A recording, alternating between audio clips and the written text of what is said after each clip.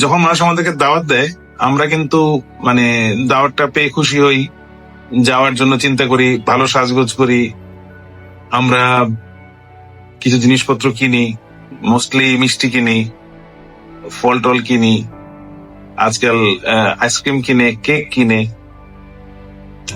এদের জিনিসগুলো কিনে আমরা দাওয়াতে যাই। আমরা বিয়ে বাড়িতে গেলে গিফট আইটেম নিয়ে যাই। আমরা অনেক সময় ওই যে খামের মধ্যে করে টাকা দেই। ওই যে বিয়ে বাড়িতে ঢুকলে গেটের পাশে থাকে কিন্তু ওই যে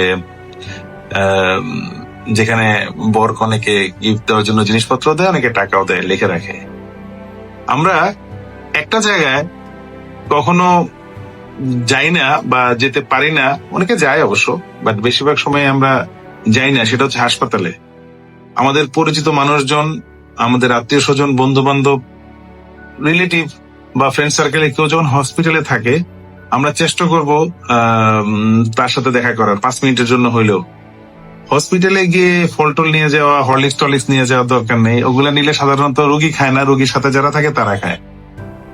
সো বেটার চেষ্টা করতে পারি তাদেরকে দেখতে যাওয়া, এবং যদি দেখতে যাওয়া যায় তাদের জন্য একটা খামে করে কিছু টাকা দিতে পারি। যদি হয়তো বা অনেকের সামর্থ্য অনেক বেশি আছে, তাদেরকে যদি অ্যাপ্রোচ করলে সমস্যা হয় সেটা আরেক ব্যাপার, কিন্তু অনেকেরই আছে সামর্থ্য নাই, বা আপনি মনে করেন ফল ফ্রুট নেওয়ার থেকে একটা খামে কিছু টাকা দিলে, সে যদি মনে করে যে এটাতে সে মাইন্ড করতে পারে, তাকে না দিলে হয়।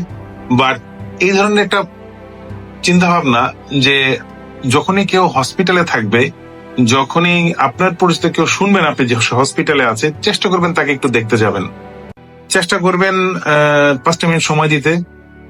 হসপিটালে যখন যে যাবে, যে শুয়ে আছে হসপিটালে, সে কিন্তু অনেক অসহায় সিচুয়েশনে আছে, তার সুস্থতা কামনা করবেন এবং 5 মিনিট সময় দিবেন, এবং সেটা মনে রাখবে যে আপনি তাকে হসপিটালে দেখতে গিয়েছিলেন।